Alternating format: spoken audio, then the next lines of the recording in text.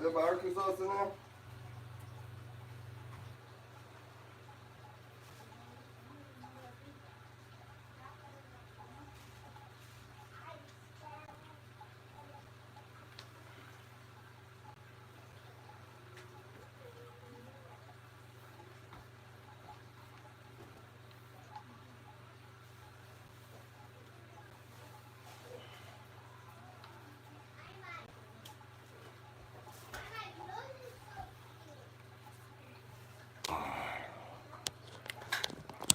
Gigi's Andadas, hyenas, scuba dives, alert from Scuba Steve was criminated, y'all.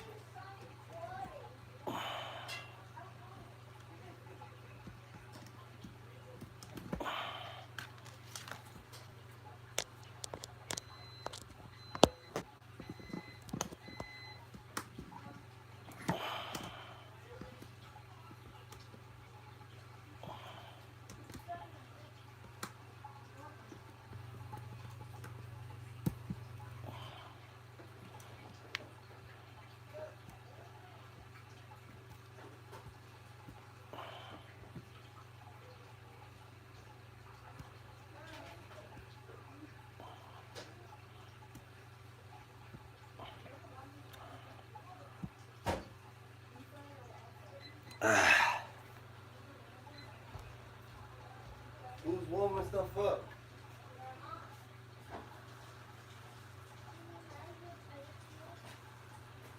Is there barbecue sauce there or not? Yeah, the barbecue sauce is right here. I just said that 3 times.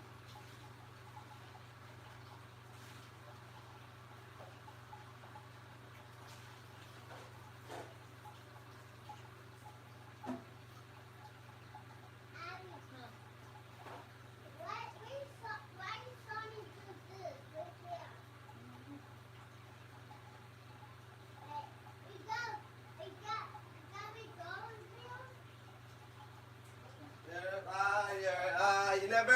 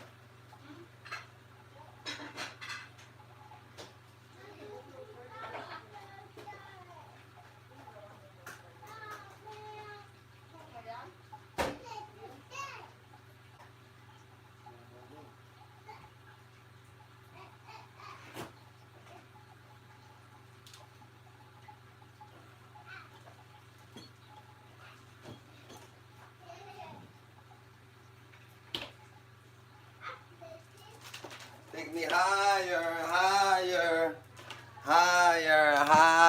GJ, what's good? GJ, Zatalas, Hyenas, Scuba Dives, alert from Scuba Steve, Hyenas, ooh. What's poppin', GG's?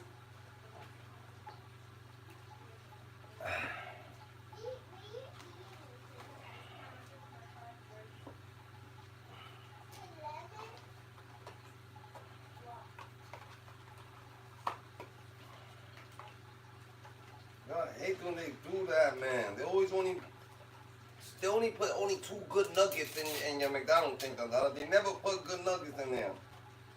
Soggy ass fucking nugget. I'm gonna well.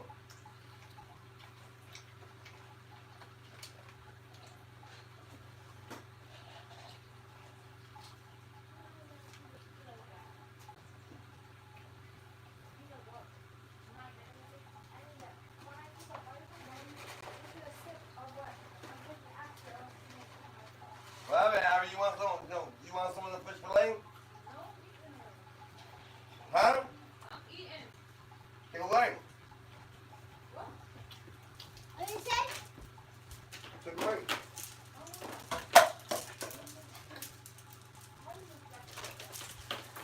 Mom.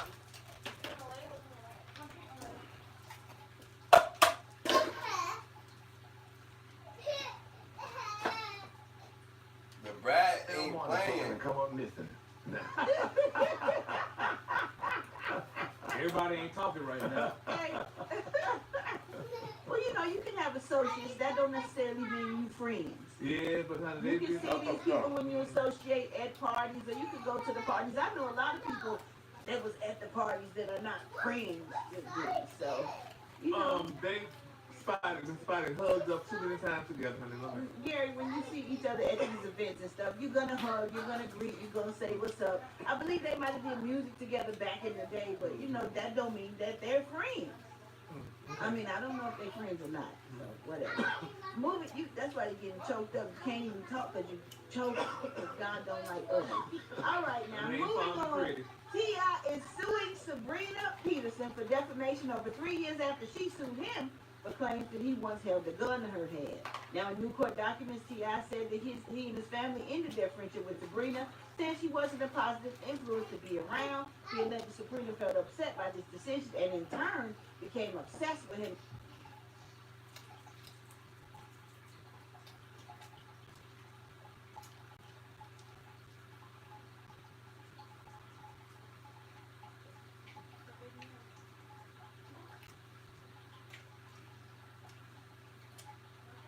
What's the word, gang? So look, I seen a bunch of people, right?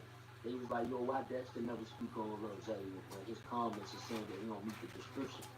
As well as he don't call him dead enough. Now, I asked Dexter about this, because that's what everybody was putting in.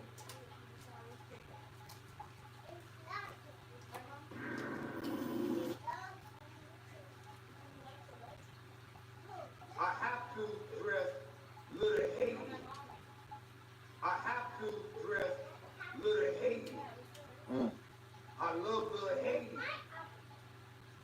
The love for Little Haiti, I've been allowing myself not to let nobody take it from about Little Haiti. I said on a podcast, I slept with Tub playing games. Look at it crazy, but I know he's a gangster. So I say, when me and Chubb slept together, we talked all day. We instantly, we putting it together. Little Haiti, as far as Little Haiti, right? See, this is for Little Haiti. I got all these people calling me $1 million game. I'm like, I gotta do this on tiptoes. You be asleep, but at the same time, I can't trip on what you doing. Okay then. But I ain't never tripping on none of my dudes. Well, however they conforming, I'm like, this what the play is. Let's go this way. But for me, I know I gotta address Little Haiti. It's out of Miami. It's still a Miami brand, right? So within Little Haiti, I own Little Haiti coin laundry. Found one person to say I didn't own Little Haiti coin laundry. From 1998, they took it from me in 2010. I was locked up and I got up for 207. I had it for 8 years. My baby mother got indicted. Both my kids' mother. Ain't nobody gonna talk about women get indicted. She got indicted. They blame her with evidence that in your Little Haiti, I got a Little Haiti corn plaza, dog. It's a plaza. We talking money. I own the Little Haiti coin laundry. I own the Metro PCS. I own the shoe store. I own the restaurant. $10 million. They have appraisal that you can look on. I own Little Haiti Plaza. Find somebody to say I'm telling the fib, a lie, a childish lie. Right? Anyway, my baby mother, she got to go down, but she ain't got to hold no weight. The government put in her evidence, 230 people went through that coin laundry and you gave them fake sex stuff. I'm already come out of prison. Hey, boy, I need a job. Go there. Hey, boy, I need a job. Go there. Handle that. I don't want to hear that, girl. Work that. You know what I'm giving you. I don't know about no, I'm me, right? But it's in Little Haiti. We talking about no Dairy Queen, Carol City Supermarket. We talking about my Subway. We talking about the home. In Little Haiti. Little Haiti Coin Laundry was the name I came up with in 1998. Right? And they said I need to be more humble. And I want to be more humble, right? But it's as these accusations. I blame people like you because you don't do journalistic aspect. You want Me? yes. Oh, Lord. You taking this, you partying and hanging out. You don't read. If you're not sitting down to read, it's gonna be very difficult for somebody to go ahead and put it together. But anyway, you earned the name Tippy Toe. I'm with you. I see Florida. I'm with anything Florida, homie. Anything Florida, first and foremost. Alabama, Georgia, second, the South. I've been infiltrating with New York on telling the main secrets what's going on. Getting money, serving glee, like the nigga on Tippy Toe.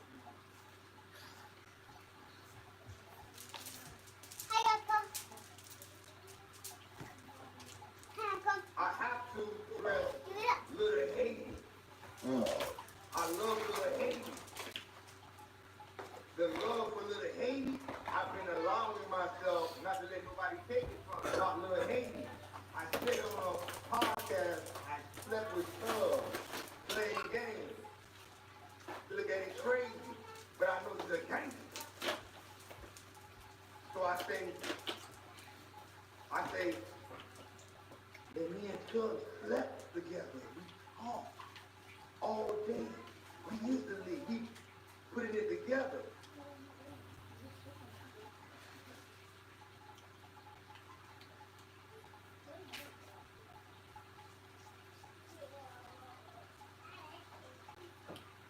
Little Haiti, as far as Little Haiti, right? See, this is for Little Haiti. I got all these people calling me $1 Million Gang.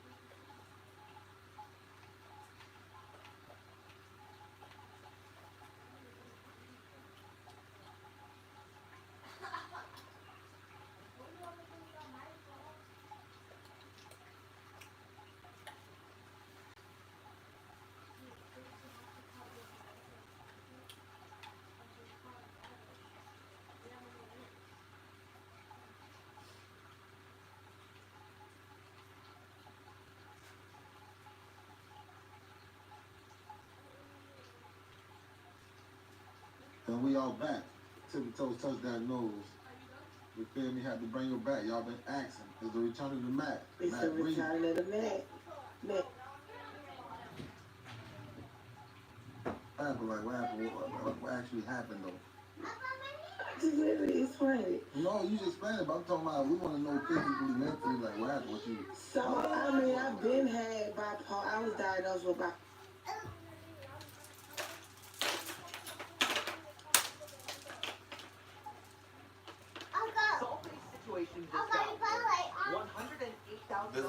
Can you see it? Can you see it? I see No, you didn't want to look. No, I was see the light. I didn't see the light on. Stop touching that.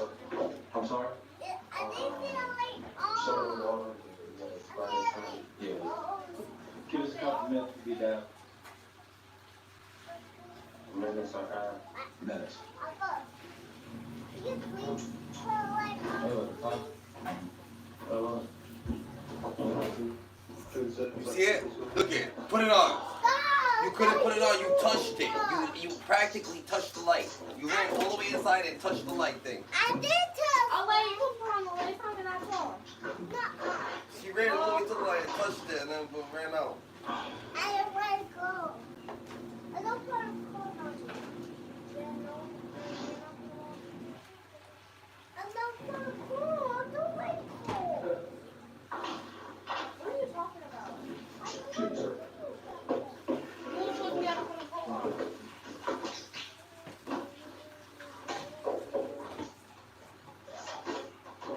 He's gonna ask you a couple of questions now.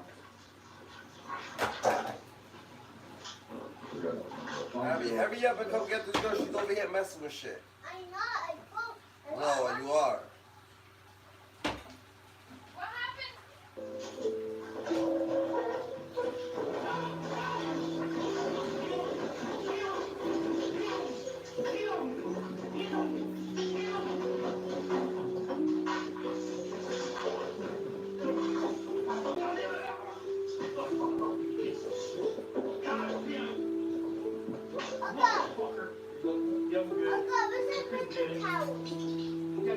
Yeah.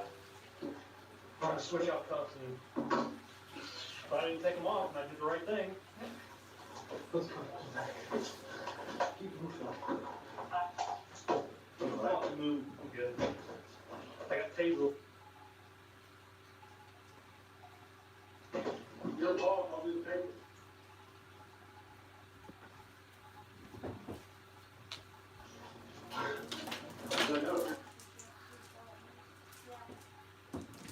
Get in back. Oh, get in charge.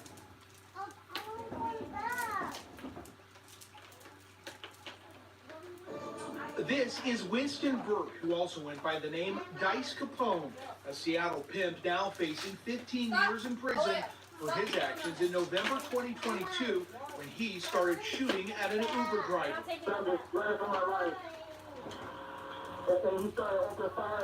And that Uber driver shot back. And I protect myself, return fire, because he was, oh, this is crazy. And then they said, I'm out there, I thought we lost him. According to police, Burke was... Game time, home time. Now it's a tailgate. Getting together? The bold Louisiana flavors and satisfying crunch of Popeye's wings are always the right call.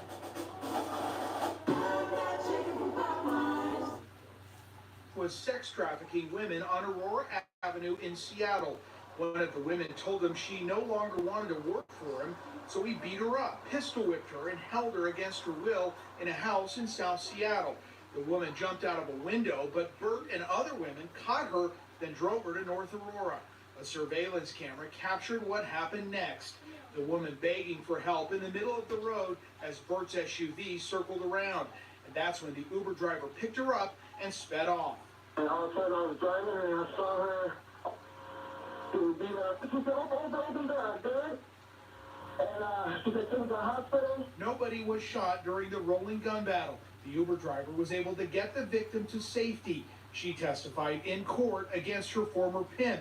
Prosecutors say Bert made his girls tattoo his name, Dice Capone, on their faces. I just hope that no one has to endure what I went through ever again, because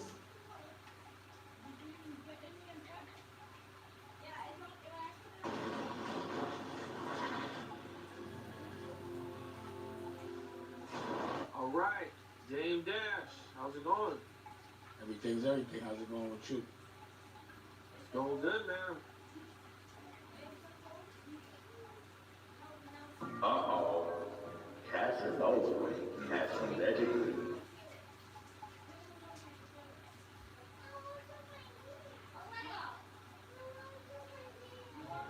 But he got like 2-3 federal indictments open. Yeah. But he got like 2-3 federal indictments open.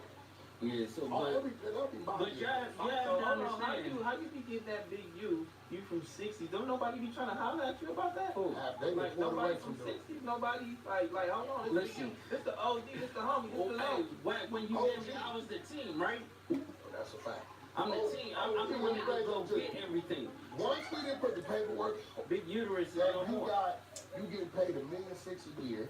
Your job is to turn these guns, report gang activity, report gang hotspots, and this is an annual contract that's only renewed based upon performance. And we issued you a BlackBerry to communicate with the 77th Street Crash Division, and it's your name down there. And we looking at all this shit, and it said you went from $550,000. 2 years later, they gave you $440,000 raise and kept going to you over $2 million. Right now, listen, bro, at that point in time, and we produced that work and sent it to everybody when they looking at it.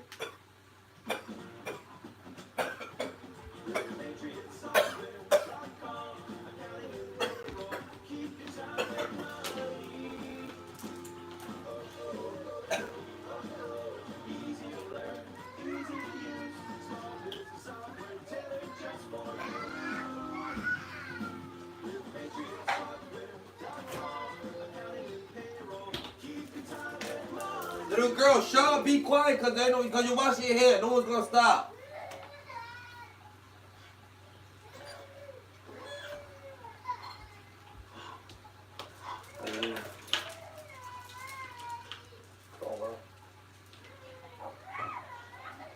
That's that new guy.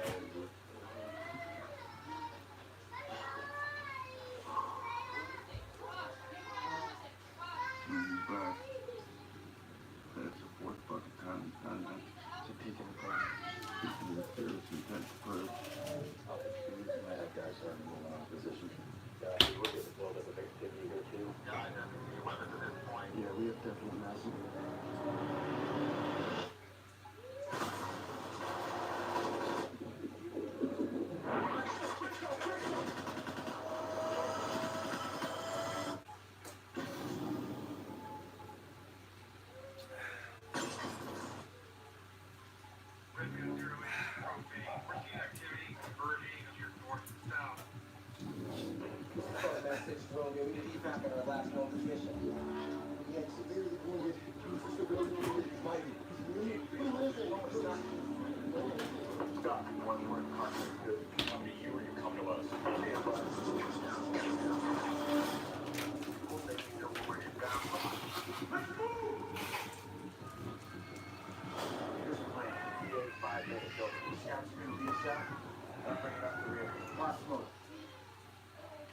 At that point in time, everybody you're not that noble. Listen, and you have to understand. Remember when real when I broke in, I said that he was writing on the serial number. Yeah, and on the stuff, right? ground, just going, pass them out. Yeah, You have to provide the serial numbers and the guns retrieved. Everything. But see, it's getting weird though because he's writing down serials and passing them to the sending them out. So then when something weird is happening, it's like it's a bonus. I may know where that came from. Take those serious. Yeah, that's remember, I knew about the Crenshaw Coats, the back to school programs, the continuation thing, and the graffiti removal. So that's what I thought development option was. I find out because the Green Bay Star Wolf, he a Crip from somewhere. He's from New York. Yeah. Star Wolf is accusing me because me and Big U so tight. He's saying you and Big U. I said, hold on, but call me. What is this? He like, I said, I'm listening to him, but I ain't understand. I know that he called me, sent it to me, go over page by page, 100-some pages. And I'm like, when I seen the BlackBerry, likes to always ask me, but why you got a BlackBerry? You ain't computer savvy like that. Oh man, just a backup phone, whatever. When I read, issued a BlackBerry cell phone to communicate with 77th Street Crash Division. When I read that, I didn't eat for 4 or 5 days, homie. So he said, Wack, hold on. They got one in Pacoima too. So if you do it all, I know it's you. When he pulled it up, he said, nah, Wack, you. I said, bro, I don't know nothing about this. I'm not even a California. My life license is another state. Been like that 20 years. I'm like, bro, I don't know. So at this point in time, I'm getting nervous. I call him because he always the one that comes see me with his direction. And I'm like, bro, you seen this? He sat down. Everybody nervous. And he will not address it. All he says is, I'm doing this for the babies. If anybody out there, right, got some paperwork, hear me out. Regardless of what section you from. If it says intel or witness or information came from community leader, that is whoever is running the grid program in your section. They identify them as community leader. So they're a confidential source. So if they say it or they seen it, or they say this information came from here, they will use that, right, to go get warrants. If they say the third house from the corner with the green gate is drugs, right? If a grid pro tells them that, that is probable cause and more enough to get a warrant. And then it'll say information provided by community leader. But those they usually come from the OGs, so they ain't never asked you. No, listen. Ask me what? The police, like, hey, you want to be a community leader? Like, you doing the thing. It's 1.1 million. HCR is one of the biggest events that played on Underdog last year with the Pick'em game. You can win money by making sports picks. It's time to turn those takes into cash by going higher or lower on player stats like touchdowns, receiving yards, interceptions, and much more. You can win up to 1,000 times your money. Sign up now, deposit using promo code BOS, you already know, to get 1,000 in bonus cash and a free pick. So watch this. Watch this. Yeah. Watch this. The movement and what we was originally doing, right, respectfully, was coming from inner city LA. There's some of the areas where I'm seeing lines. My forehead line, I got crow's feet right here, my frown line. Right? Yeah. There hasn't been any rappers come out of McCoy. I'm the first exec. So they like, you know, It's McCoy nothing- ain't really big enough. No, You don't need a I'm not. community leader. I'm not there because it's nothing for me. It's like everything that's moving, the low rider scene, whatever scene, the rappers, this, whatever's going on, right? 90% of the people that come from the strip clubs that don't go to the Beverly Hills, whatever, is coming back to inner city LA, Compton, Wild South, Central, Inglewood, right? So my movement has always been within you guys' jungle. Think about it. Yeah, but that's your best friend, or that was your friend. Oh, no, That's your nigga. But how do we not know this? He's so close to you. He like, hold on, I just got the deal for 1.1. You want to fuck with it? No, watch this.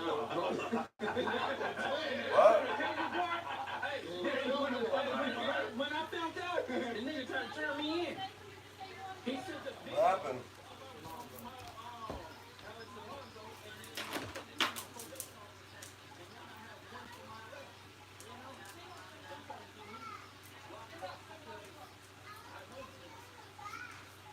Where'd you better go home?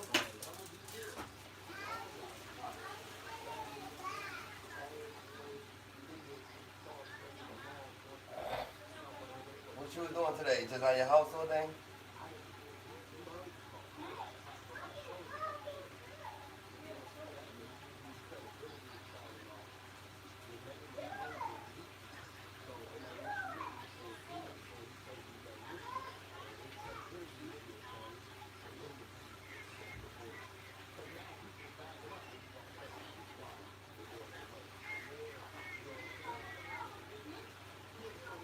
I ain't with none of that kind of shit. Aaliyah's getting a fucking hair wash right now.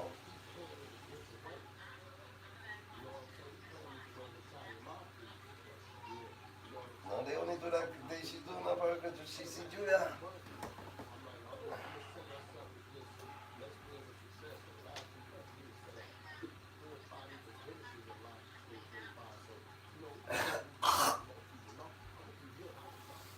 Where's Nova?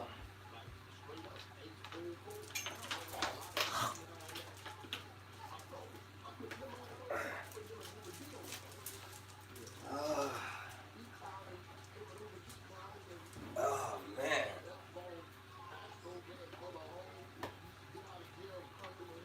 So what Julia went? Who took Julia home?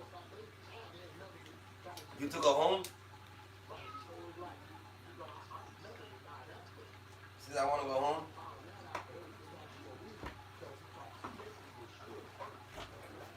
She ain't got her, and she don't got the keys to the house. Who found the keys? You found them?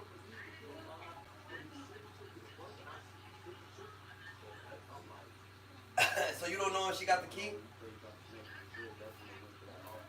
So how the hell she get the key? So the shot Kim, yeah, whatever his name, gave it to her.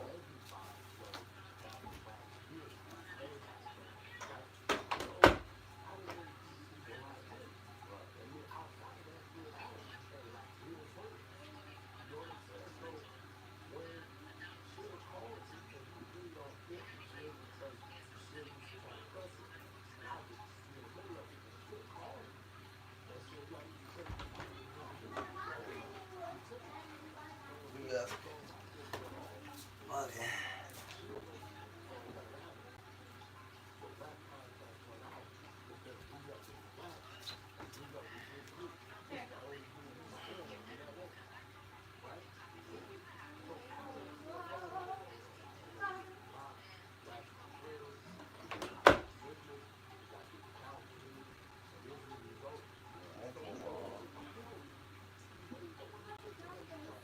Hey, but they together now. What, she called you and said she got the key or something?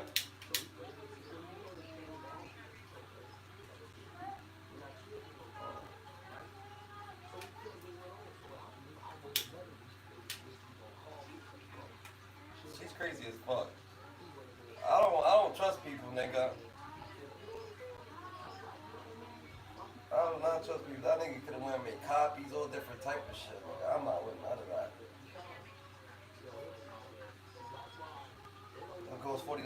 You could make it.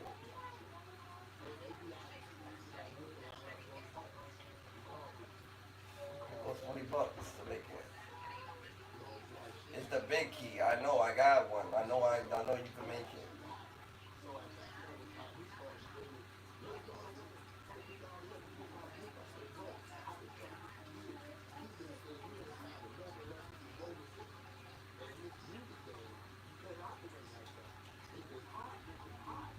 And it doesn't matter. If that's your daughter, you just have to speak your mind. Someone had your key, Dandara. You change your locks. That's how I get down. I lost my key.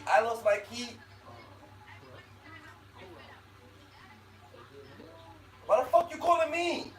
If you want to get an attitude, why the fuck you calling me, nigga? I'm telling you, if she lost the key or someone had a key, alright, I don't care. That's my lifestyle. If I lost my key, I'm gonna get it redone. Why the fuck are you mad at me? Because I'm telling you that she should get it redone. That don't make no fucking sense. Nigga, if I lost my key, if someone had my key, I'm changing my locks. That's who I am.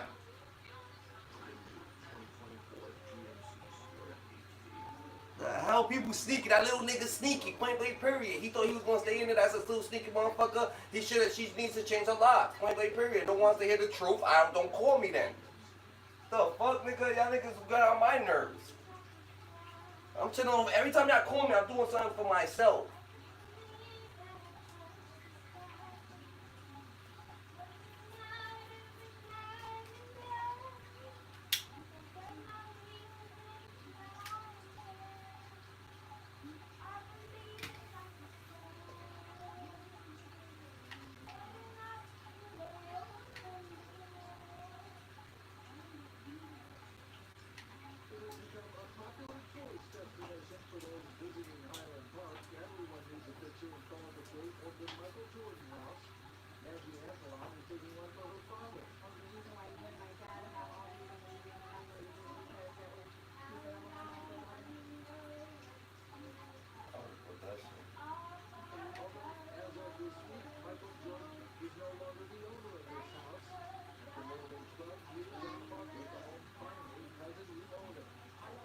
Come on, girl. Twinkle, twinkle. What are you screaming about? Oh, no. She's at Julia got her key. I'm like, How'd she get her keys? Now her key popped up out of nowhere. She's like, yeah. I'm like, she needs to fucking change her locks. That's what she needs. She be just giving niggas. Julia has her own keys. And they've been looking for him the whole time. She has her own keys, but Shaquin gave it to him. I told her she needs to change the locks. My mom's looking like, that's her, like, that, what the fuck, I don't care. I'm going to New York. Why the fuck you telling me, nigga? I'm over here in my own house, nigga. I'm telling you what I would do if someone had keys, or if I lost my keys, I'm changing my locks. She's like, oh, it costs $50 to change the thing. Well, $50 changing the fucking lock doesn't matter, though. You find $50 for liquor. Niggas find $50 for liquor. Bottles will cost $20, $50.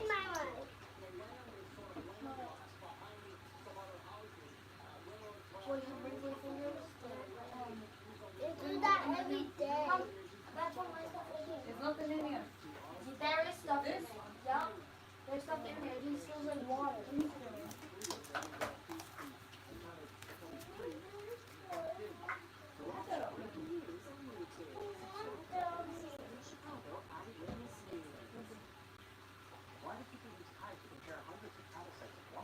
She calls me and just wants to fucking nag.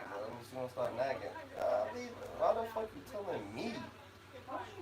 I'm over here fucking thing.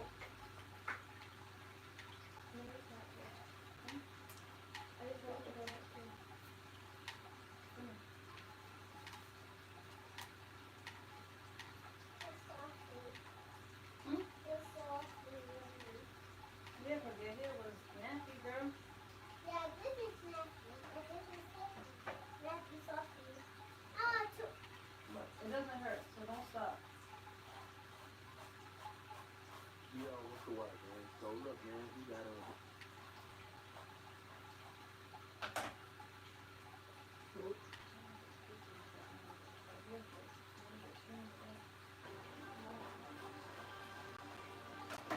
Where you put the cream away? Get it. Hiding the comb now. Okay, so you want me to get the elf? I'm only potting your hair, so stop Go to crying. the room with that shit. Go to the room. You go to the damn room. Close the door. Close the bathroom door. I want to hear her crying. Close the bathroom door. So close it. Close it. So you can do it here. What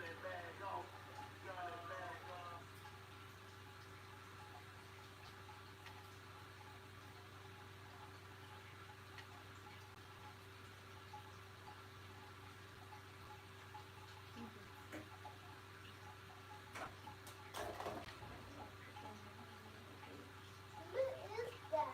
Okay, mom and dad. Whose car?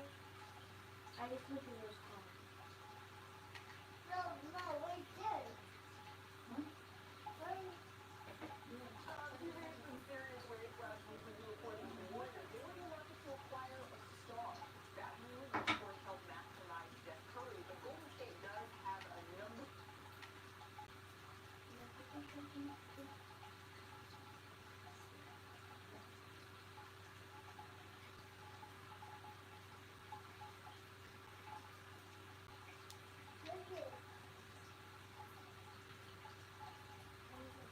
Wow, this dude. Where the hell he been?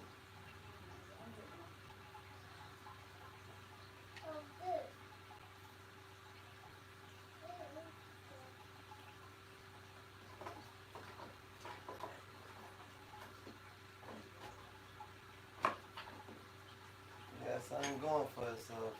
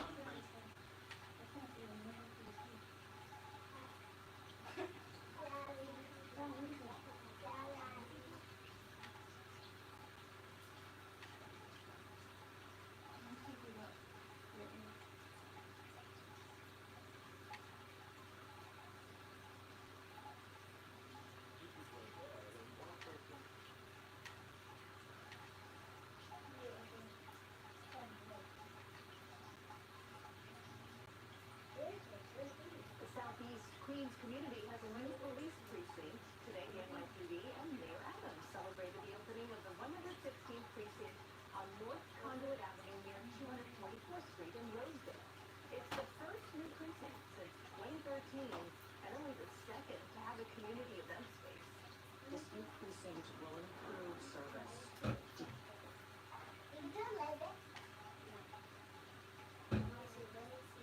Sean Diddy Combs back in federal court in Lower Manhattan for a pre-trial. Sean Diddy Combs back in federal court in Lower Manhattan for a pre-trial hearing. Prosecutors told the court that they expected turnover of evidence to the defense by the end of the month. Combs hugged his attorneys as he was led out of the courtroom. The 55-year-old music promoter pleaded not guilty to charges of sex trafficking, racketeering conspiracy, and transportation to engage in prostitution.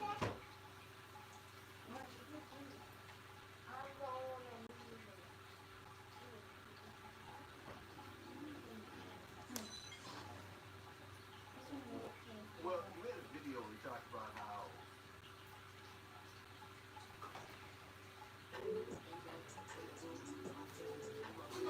I don't know what you so happy for. All that crying. I hope you're ready for bed.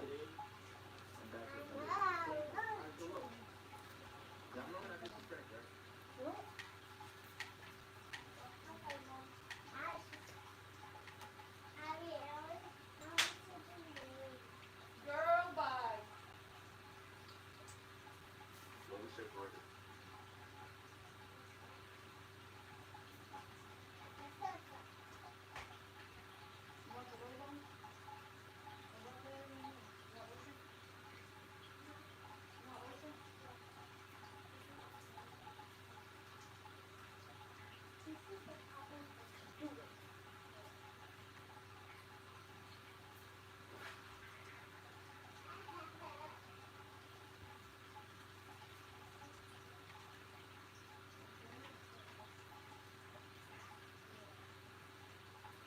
So we've heard the story about Diddy wanted to take you shopping.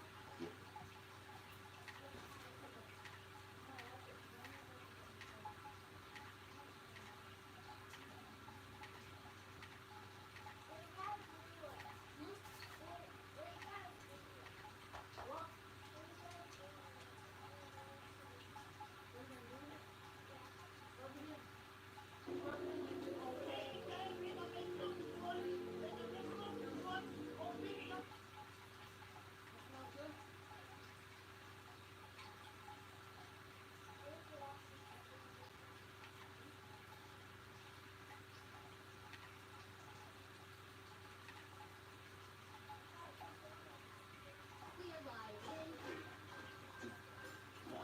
Oh, this is gonna be good. Game on, because Here in Chicago. And remember 10 right away. Doing the right thing. Not a star, but a basketball player.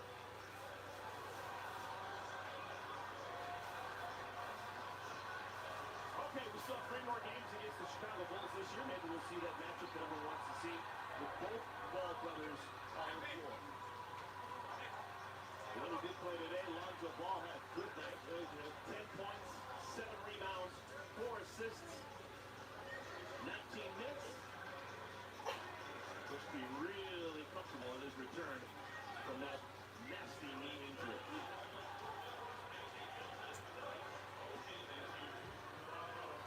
We'll take a timeout. We'll come back with final thoughts here in Chicago in just a moment.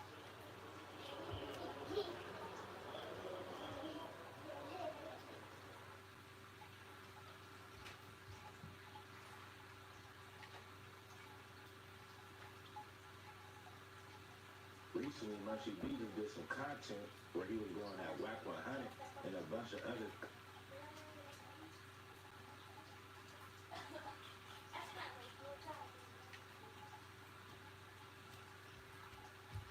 Uncle.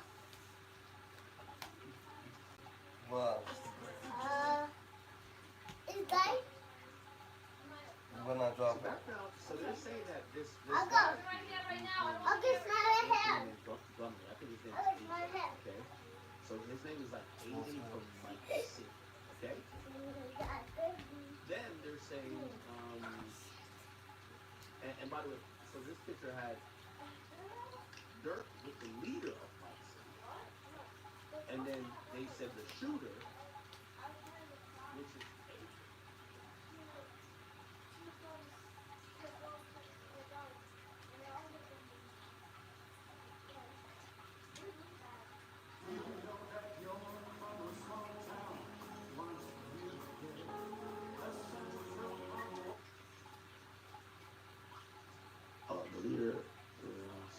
Oh no. Actually no. It wasn't agent. It was the leader of Mike City. So they're saying Dirk put the leader of the gang, where one of his homies killed what's his name in the video. Okay. Then the other guy is Preston Powell. According to CPD reports, Powell spent time living at blah blah Carpenter Street, blah blah, which is located in Mike City BD territory, according to him. So it's, look like these are both Mike City BD people. He's a victim. Powell was a victim of simple battery that occurred there. Let's just keep it going. And now we get to the background of Dirk Banks. Interesting. Dirk Banks is a famous rapper on the south side of Chicago, according to CHS1, a snitch. Conversation with CPD gang officers were familiar with Black Disciples, social postings, and public source research. And a review of Lil Durk's lyrics, Dirk is a member of the Landron faction of the Black Disciples. According to CPD records, Lil Durk's brother, Dante Banks Jr., aka D-Day, was shot and killed outside of a nightclub in Harvey, Illinois in June 2021. CHS1 has reported that Dirk was and is still, said is. So at the time of that, so in 2023, said Dirk was still offering, 2023, he was still offering money for people to kill those responsible for his brother's murder, and more specifically, offering to pay money for any gangster disciple that is killed. CHS1 has also indicated that D-Thing was killed by members of Dump Street. According to CHS1, Dump Street is a GD faction. Okay? So they're saying the people who killed D-Thing was from Dump Street. And Dump Street is a GD faction on the south side of Chicago, according to CHS1. Dump Street member individual A was a close associate of Mac. Okay? According to law enforcement records, individual A is currently in a pretrial custody for allegedly committed a double murder that took place at a country club in Illinois. Okay, we could figure out this guy. Let's see who individual A is, because anytime you see individual, well, individual don't mean snitch actually. Individual usually doesn't mean snitch, but we can figure out anything we want at this point, right? Dylan. Yeah. Okay, man arrested after two brothers killed in, yeah, okay, so this is a double murder. So individual A is, who is this? Armani Green. Okay. So these are the two people who died. And Armani Green, he was 21 from Market. Let's Google him. Market. Let's see if we can find a mugshot or something like that. Find probably something, right? I could call it mugshot myself, but let's go to images. Okay, this is, do you guys know this guy? This is Armani Green. So he's individual A. Okay? Okay. None of this is snitching. This is called having a fucking brain. Okay? The feds already did their investigation. We're just not waiting until the trial to figure out what they know. Right? They know this shit. We're trying to figure it out as the public.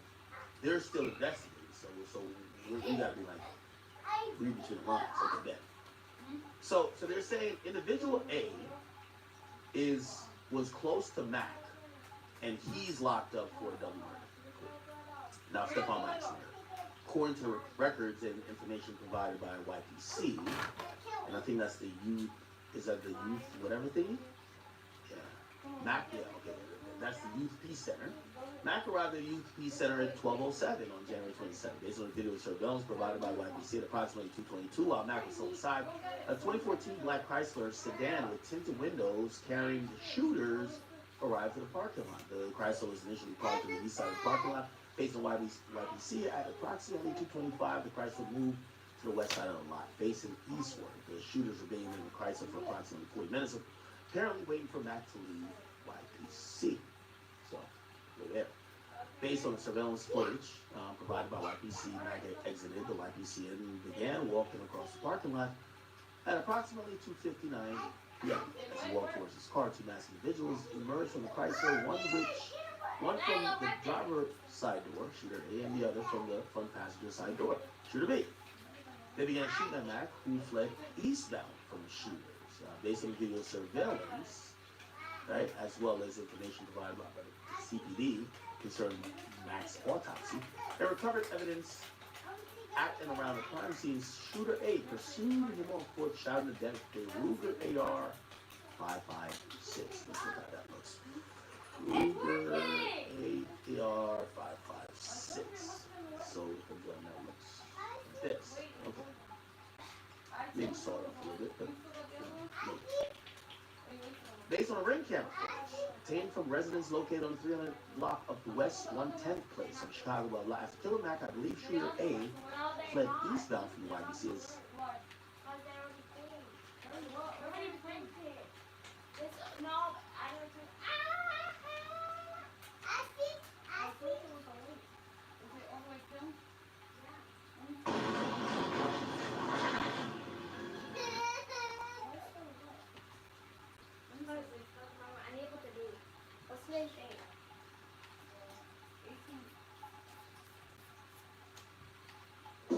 At all. The only champion in the DMV 130. Floyd Mayweather Jr. doesn't hold back when it comes to speaking his mind. And this time he's got some serious advice for Lamont Roach Jr. Oh wow, that's wow.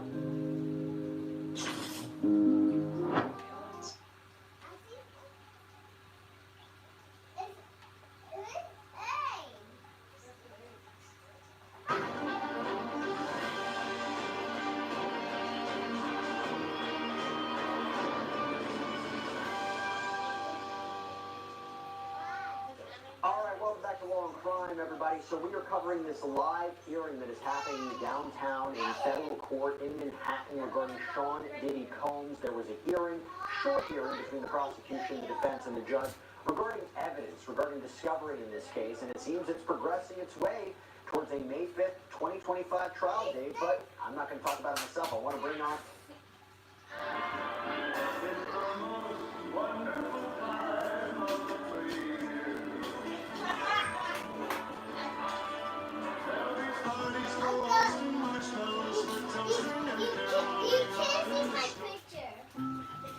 This is Harley. Harley loves teeth and snow days and me. So we... On Elizabeth Milner, who is actually in that courthouse for us. Elizabeth, so good to see you. So two things for you. A, if you briefly describe what the scene looked like, and more specifically, what did you observe of Sean Combs, who was in that courtroom? And B, what happened in court? What were the big takeaways?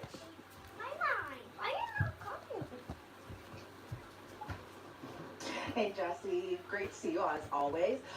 Today was a little bit different in that I got to the courthouse got inside the courthouse, I should say, about 15 minutes before 1 p.m. That shows you how early I was in there. And I was actually surprised to see less amount of journalists there kind of waiting for this hearing to get started. And so, comparing that to last hearing where it was just a ton of journalists just waiting to get inside that courtroom, this time was completely different in that it was probably about less than 20 journalists altogether. So when we were all kind of ushered up into the 15th floor this time as opposed to the top floor like the last year, it was a lot smaller courtroom, but still the similar makeup of the courtroom. So you have one side where it's going to be Diddy's family members, it's going to be the general public, maybe some extra defense lawyers or those who work for the defense side at least, kind of sitting over to the left side, and then on the right side where I was sitting, it's going to be all flooded with journalists as well as some other members of the prosecution team who would kind of help with that case as well too. And so we all went up to the courtroom probably around 1:45 today. We're waiting to get this hearing started. It was interesting too because this time around, Diddy was brought in first. He was brought in about a couple minutes after 2 p.m. today, and we were all kind of waiting to see. We had heard mumblings that his mom might be in courtroom, that we were waiting for the children, but then nothing happened. But then, in another twist and turn, the children do walk in, but this time it was a lot smaller bunch than it was the last time. So last time you were having all of Diddy's children, except with the exception of Love, who is just a 2-year-old child, so she wasn't at court. But you had all of Diddy's children there except Love. But this time around, you just had Justin Combs and Christian Combs, meaning that there was no Quincy there today. Delilah and Jesse weren't there. Chance wasn't there, and the caretakers of his younger children who aren't of age just yet, they were not present inside the courtroom as well today. But his mom also wasn't in court today. So when Diddy came inside, it was still that standard issued NBC jumpsuit. He's wearing khaki. From that video of, I think that was obtained by Daily Mail back in September, of Diddy playing hacky sack in Central Park, to now he appeared just astonishingly thinner, which you can expect expect to be inside a federal detention center for a couple months now. A lot different from the luxury lifestyle that he was living before, but he appeared very noticeably thinner, and maybe being locked up in detention is starting to wear on him. He appeared grayer a little bit as well too, but again, he appeared just like how you would expect Diddy to appear for a hearing. He, when he came inside the courtroom, you know, he hugged his attorneys. He especially hugged Anthony Go. Then he had hugged Alexandra Shapiro as well too. But then he kept kind of looking at the gallery. Now again, this was at a point where Diddy's sons, Justin and Christian, weren't inside the courtroom just yet, but instead, whenever they came inside the courtroom, and again, this was after Diddy was already sitting down at the defense table, he looked back immediately, he smiled, he beamed up, he waved at all of her, or excuse me, at his two sons, and just kind of gave them like kind of a little bit of, you know, it's a good to see you type of feeling. That's what I was gathering from inside that courtroom. Now, again, I want to remind our viewers that when we're inside federal court, again, there's no cameras, which Jesse, I'm sure you have already mentioned that part, but, you know, even for us journalists, with the exception of some who get a special permission of that, we just are relying on a notebook, a notepad, a pen, a pencil in order to kind of take notes to see what is all going on. I can't even take my Apple Watch inside that courtroom whenever there's a hearing. I have to turn that in, I have to turn my laptop in, of course I have to turn my phone in. So we're kind of just eye-watching everything that's going on. Now, when Christian and Justin came inside that courtroom, they were actually sitting just right across from me over on the left side of the gallery. So what I was seeing from both of his sons was a little bit of leg shaking, what I perceived to be a little prayer right before the hearing had actually started as well too. But again, I think their focus was maintaining a good face for their father, being supportive of their father, which you expect at this point.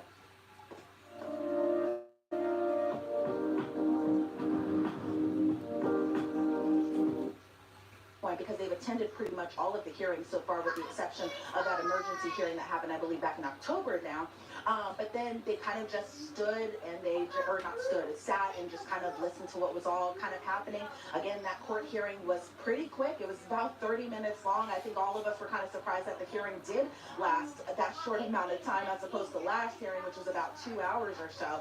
But, you know, as our viewers kind of want to get an inside glimpse of what you see at the federal courtroom, you're going to see the defense table, and then you're going to see the prosecution table right in front. So it's not like how we see in normal trials where it's like right across from each other. It's like the defense, and it's the prosecution, and then of course you're going to have the judge on the bench, and you're going to have the court sketch artist and the person who's kind of transcribing all of what is going on. But that is pretty much the inside glimpse of what I got from inside that courthouse. And just let's, I appreciate that. That's a really vivid description of what it looks like, because unfortunately we don't have cameras in that courtroom, and there's no cameras expected in that courtroom as this trial progresses, even though there are a lot of people watching this and following it. So just to go back, what were briefly some of the main takeaways about what happened today? What was the discussion about, and where are we left? Where does this case go? What was being decided between the prosecution, the defense, and ultimately the judge? Yeah, Jesse, it was a lot of just discovery material, which isn't the most fun topic to really talk about, if we're being honest here a little bit.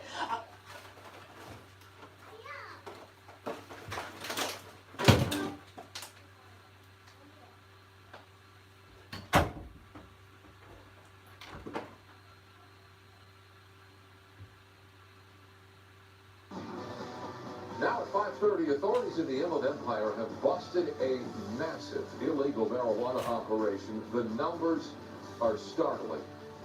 Hello once again, this is the...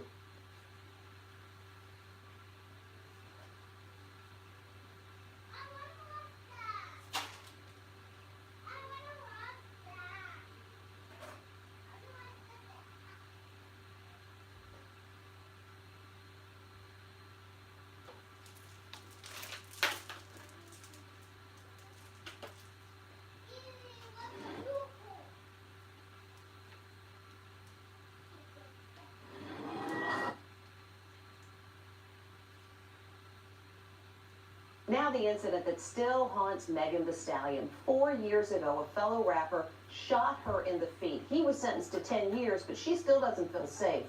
Murray reports she's now requesting a restraining order, saying he is continuing to threaten her and he won't stop. Megan Thee Stallion says she's the victim of psychological warfare at the hands of a convicted felon serving time for shooting her in the foot. she's just filed for a restraining order against rapper Tory Lanez, whose legal name is Daystar Peterson. She's accusing him of hiring third-party bloggers to cyberstalk and spread defamatory statements. I know what it means to commit at the highest level. When I step into camp, I bring that commitment to push through the tough moments, to believe in myself, to be a part of a community that believes in me too.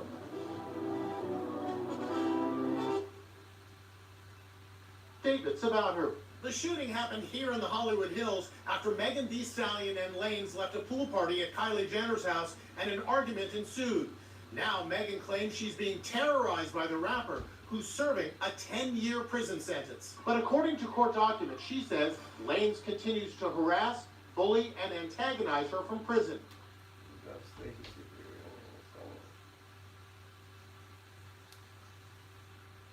Now the incident that still haunts Megan Thee Stallion. 4 years ago, a fellow rapper shot her in the feet. He was sentenced to...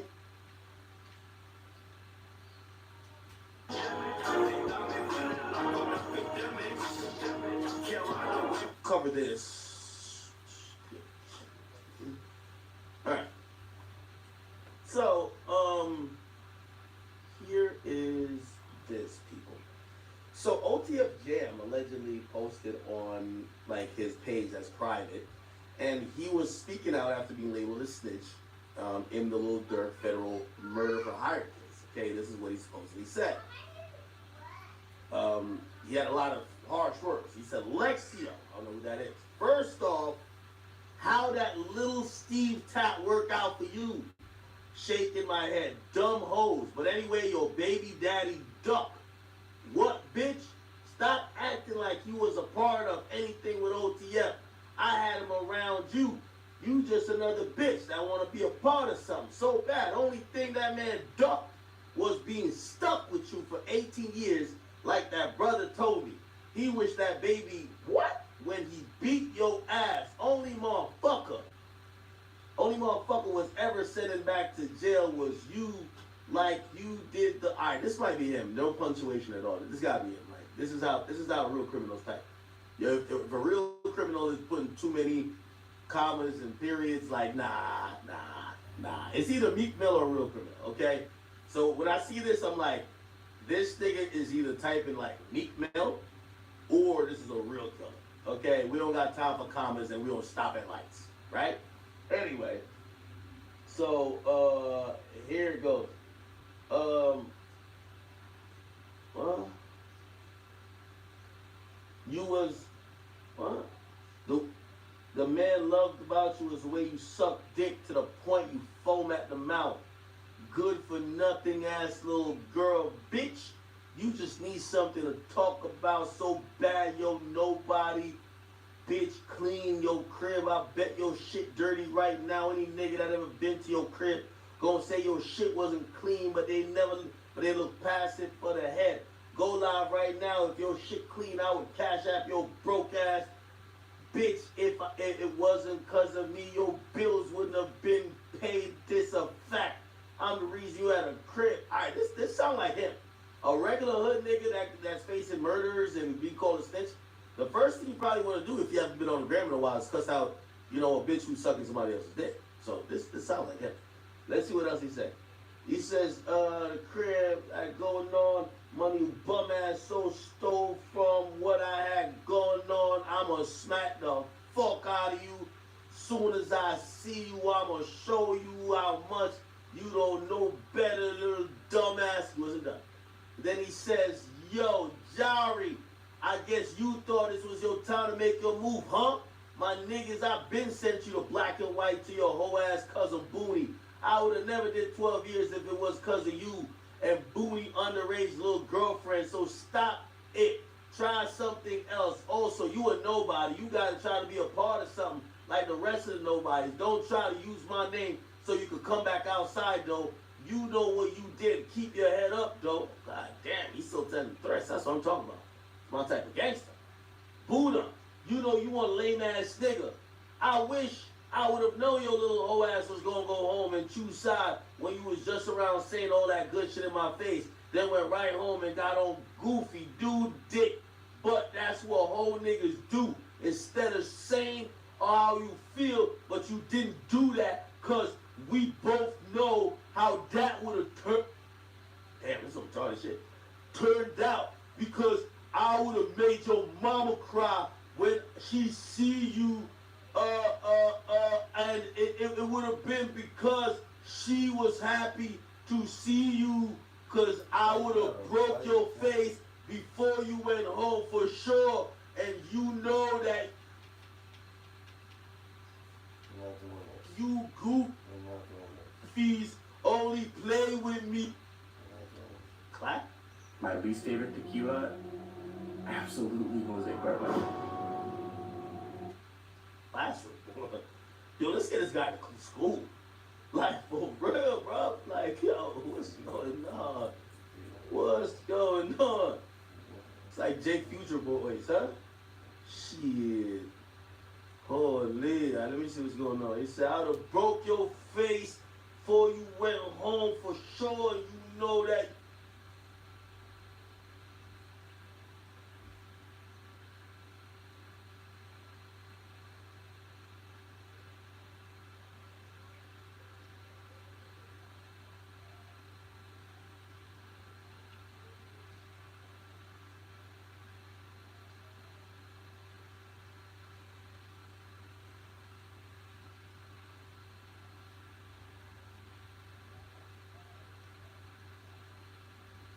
And listen to this, for the past 2 months, a German man has been living inside this capsule underwater. As Leah Mishkin shows us, he's trying to break the Guinness World Record. Rudiger Koch says he wakes up at 6 a.m., checks the news, then gets started with his day. The aerospace engineer has been living inside this underwater capsule off the coast of Panama for 61 days.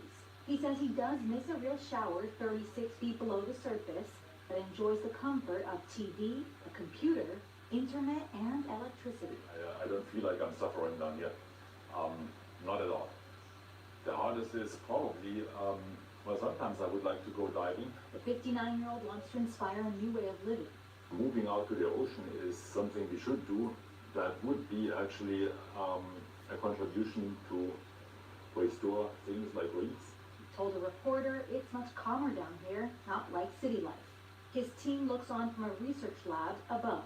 We started the record attempt on September 26th, and then we're going until January 24th, and that's going to be 120 days. 120 days in a space, that's about the size of 2 parking spots side by side. Leah Mishkin, CBS News, London. That's rough, but if you didn't know, an American actually currently holds that Guinness World Record for the longest time spent living in an underwater fixed habitat.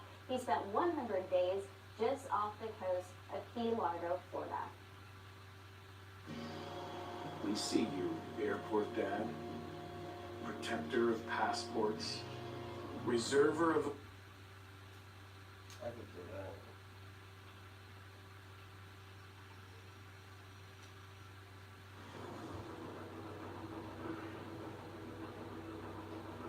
A vast pyramid with an unusual form dominates the Nile Valley.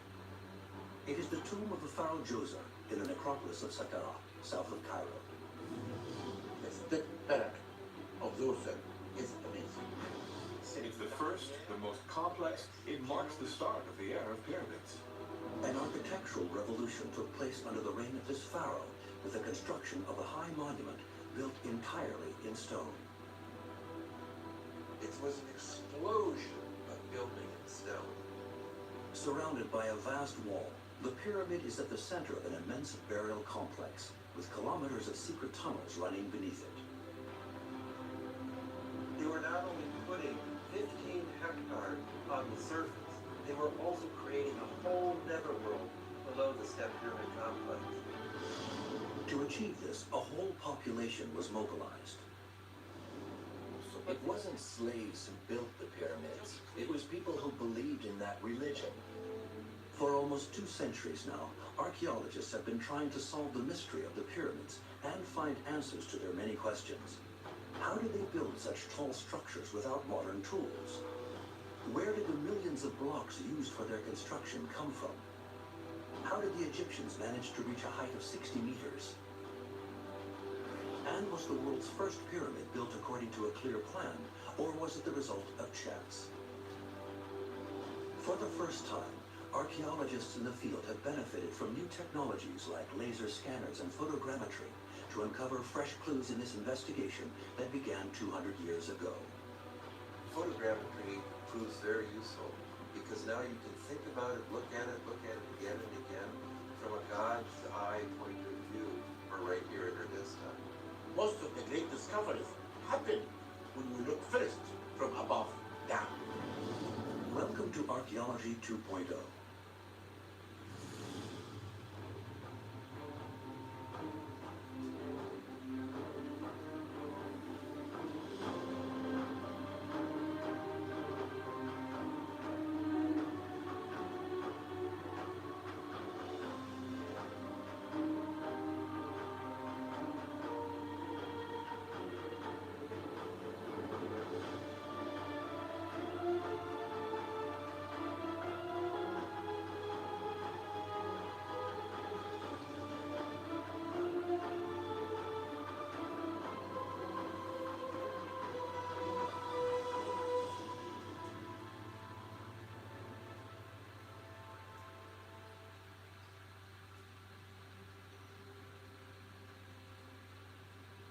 Egypt.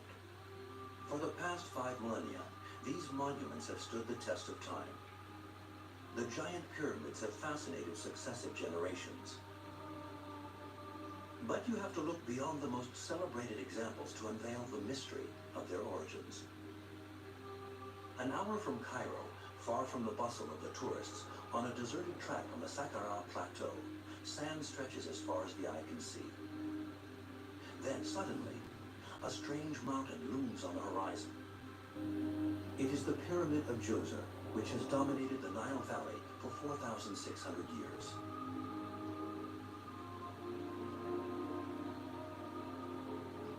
This was the very first pyramid in history, and it was the first monument built entirely of stone in ancient Egypt. It heralded the age of the giants, which spanned more than 1,000 years and bears testimony to the pinnacle of Egyptian civilization which dominated the world. This was the time of the pharaoh Djoser, the first king of Egypt's 3rd dynasty. He is thought to have reigned from 2691 to 2625 BC. His kingdom was so mighty that the pharaoh embarked on an architectural project unprecedented in the history of humanity.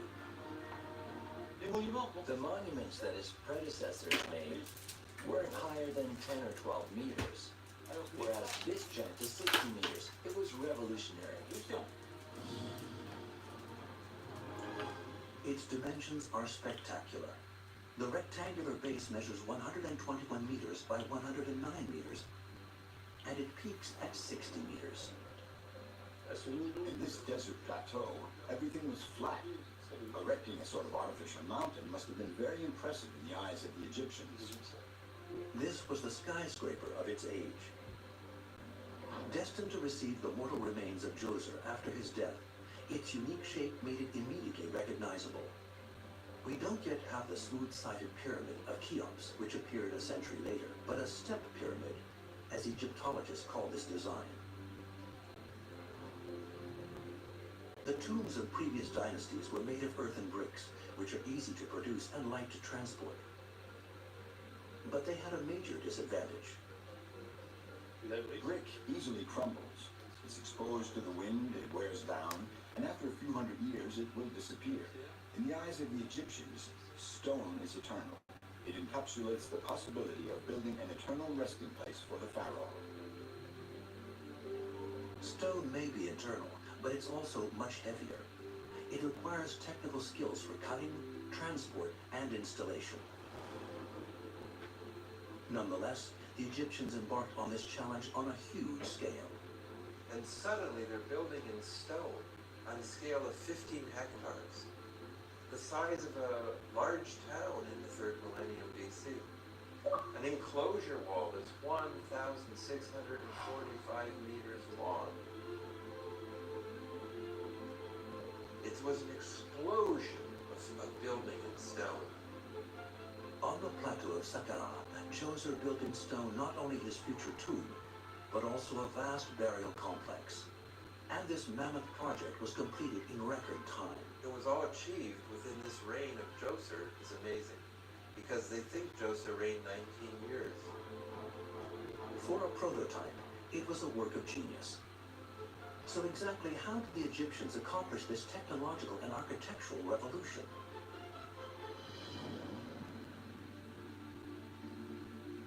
There are no texts that recount the construction of the pyramids, so researchers like Bruno Delande have no choice. To reveal the secret of Djoser, they must make the stone talk. Fortunately for them, there has been spectacular progress in recent years in terms of scientific imagery. New technologies like photogrammetry, 3D scanners, and geophysical perspection and georadar have all meant great progress in the knowledge of the construction of the pyramid. These technologies today allow us to measure the pyramid and its surroundings with great precision and visualize it from angles that would be impossible for an archaeologist on the ground, allowing us to discover unsuspected new locations. To reveal the mystery of the pyramids, photogrammetry is one of the most promising new technologies.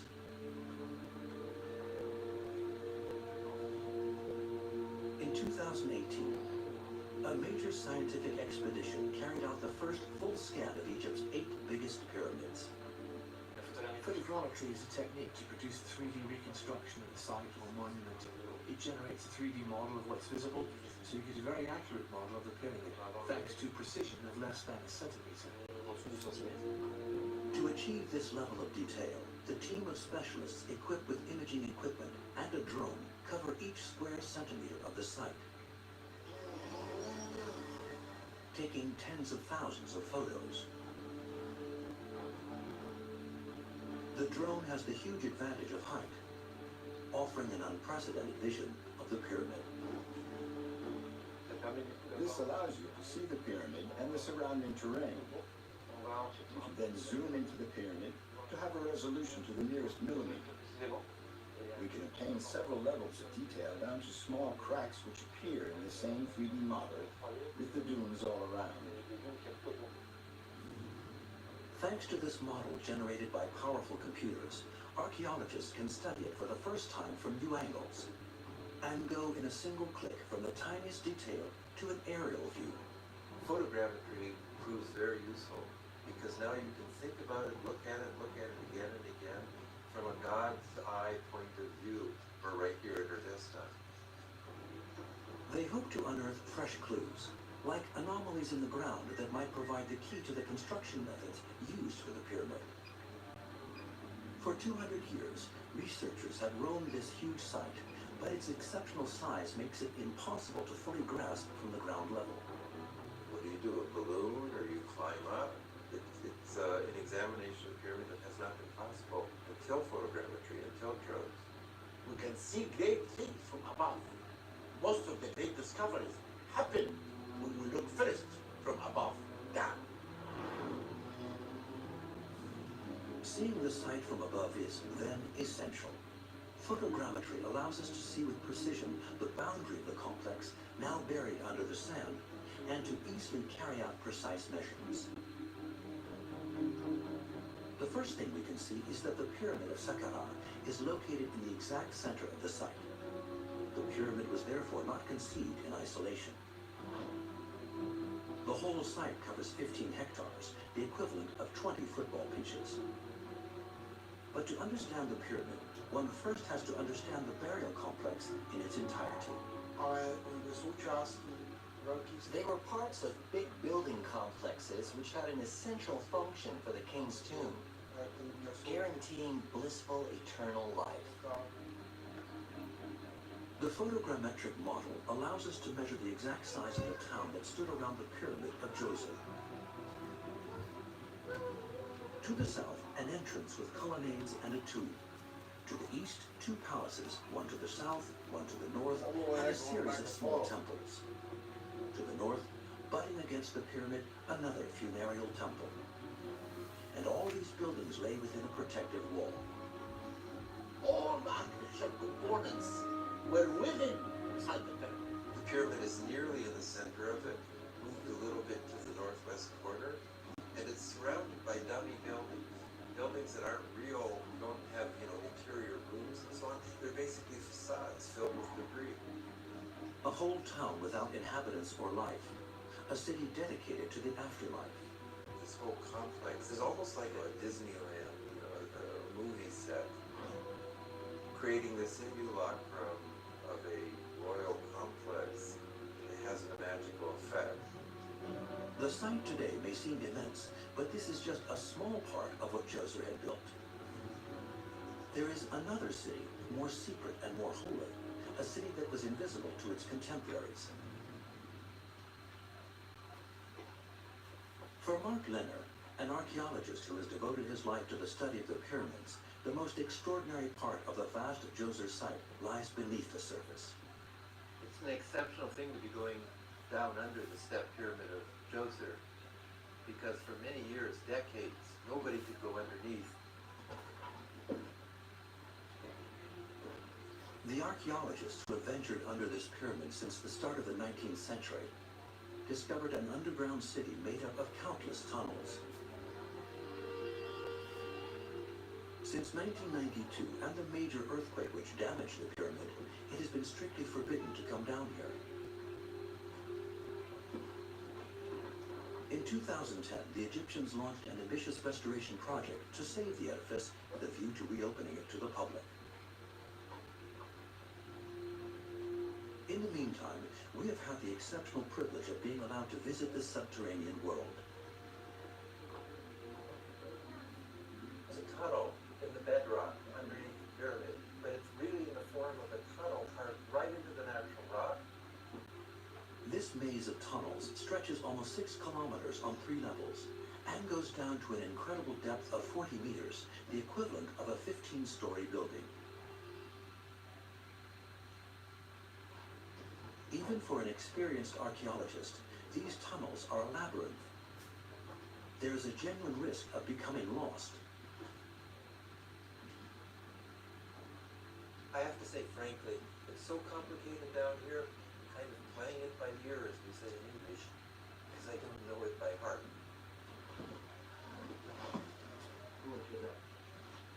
But why did the Egyptians risk their lives to dig down so deep and so far? They thought that they began to make the corridors to save the thieves. I don't really believe in this. These corridors are the vision of the ancient Egyptian for the afterlife. That the king has to go through these panels and having knives in his hand, killing the wild creatures until he can actually go and meet Osiris.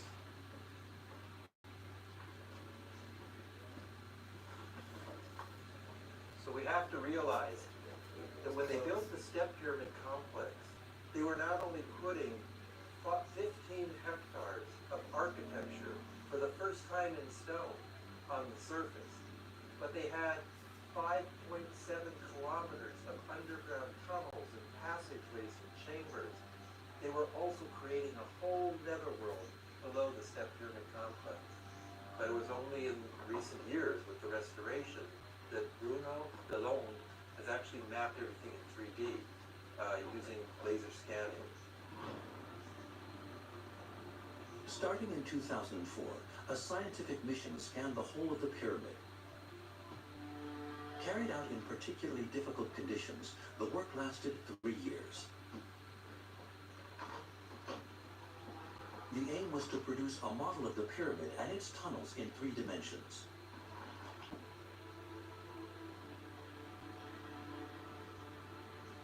This would allow analysis of the pyramid structure, which had been weakened by the earthquake in 1992.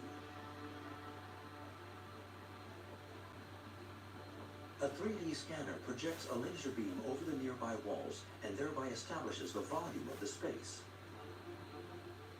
There's a head on a tripod which turns in a few minutes and collects hundreds of millions of measurements with a precision to less than a millimeter. The initial result is a cloud of dots, a very dense network of hundreds of millions of points that gives us a model which we can work with on a computer screen. We can note information and identify structural weaknesses. The laser is stopped by the surfaces it encounters, but its extreme fineness and precision allow it to penetrate the smallest of gaps. It can thus detect fissures that would be invisible to the naked eye. When you have a wall, and the dots go beyond that wall, you know the laser is passing through somewhere. Then, you can look for where exactly is it getting through. The full scan of the underground structures revealed the existence of previously unknown tunnels that traditional archaeological techniques had not found. In total, 5 new tunnels, 5 ramps appear to us. This discovery revealed an extra kilometer of underground city. And the scan confirmed the intuitions of the first archaeologists who worked on this site. This network of tunnels is centered around the pharaoh's tomb. After 30 minutes of arduous progress, Mark Lenner finally reaches the funeral chamber where the remains of the pharaoh Djoser were laid. His tomb is an imposing mausoleum of granite, 4 meters high, and more than 3 meters long and 2 meters wide. The tomb is surrounded by scaffolding for restoration purposes, temporarily hiding it from the archaeologist's view.